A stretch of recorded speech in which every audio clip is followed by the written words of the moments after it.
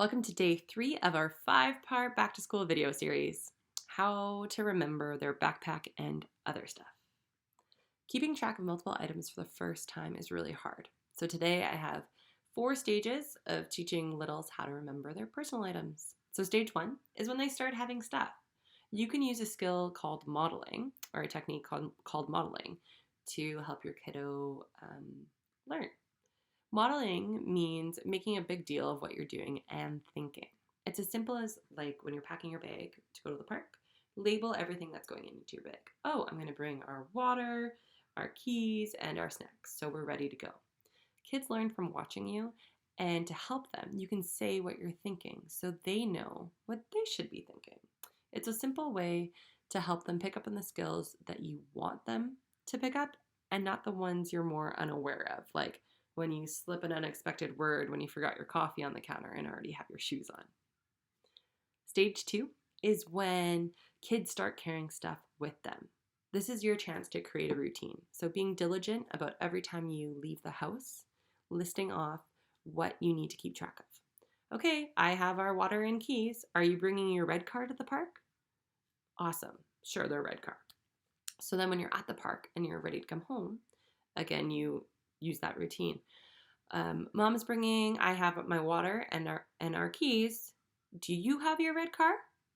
And sure, they don't want to carry it now, so you can put it in your bag, whatever you want. But just having that routine of we're checking to see if we have all the things we need before we go home. Then when you get home, you pull your water out, you pull your keys out. Do we have our red car? And then kiddo, it's in your bag, so you pull it out, or it's in your kid's pocket. Yay, we remembered the red car, and you get to celebrate. Nice work. Stage 3 is when they're actually expected to start carrying their stuff and aren't quite getting it. 2 quick ways to help them remember is 1, trying a visual. So you can have a picture of, say it's remembering your jacket, your shoes, and your backpack to go to school in the morning. So you can have take photos of those 3 items, print them out on a small little sheet of paper, and put that by the door. Before you leave, you can just point to those 3 items and then get your child to point to those 3 items later on. So then you don't even have to nag, because sometimes that gets hard for parents to ask the same thing every day. Do you have your jacket? Do you have your shoes? Do you have your backpack? You can use this visual to kind of save you that nagging step. Another way to do it is if your kid's a physical learner, creating a movement to help them remember. So I need to make sure I have my backpack, I'm grabbing those backpack straps, my jacket, pulling on their jacket, and my shoes, bending down and touching their shoes. It helps the learning sink in a little bit deeper. Stage 4, they're at the I'm doing it, look at me stage. So if you used any prompts to help get them there, this is the time to fade those back out. So taking that visual off the wall and seeing how they do, or not labeling everything for them, having them try and figure it out. Okay, we're leaving, what do you need? And see what they can come up with. These prompts are really easy to put back in, so it's okay to take them down. If it's not working, just put them back up, or put them back into your routine. If you want any more tips on setting that Just Right challenge for your family, go back to day 2. The most important part is to keep celebrating even through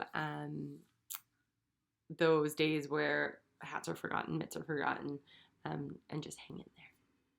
An important step I haven't talked about yet is including the whole family in strategies. Leaving the house routine gets more complicated when there's more kiddos around.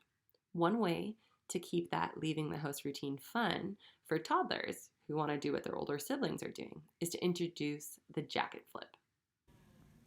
So to do a jacket flip, you get your jacket and you lay it on the floor with the armholes up. Okay, hood towards you.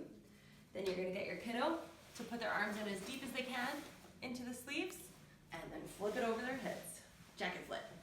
The jacket flip allows your toddler to have a job during the routine.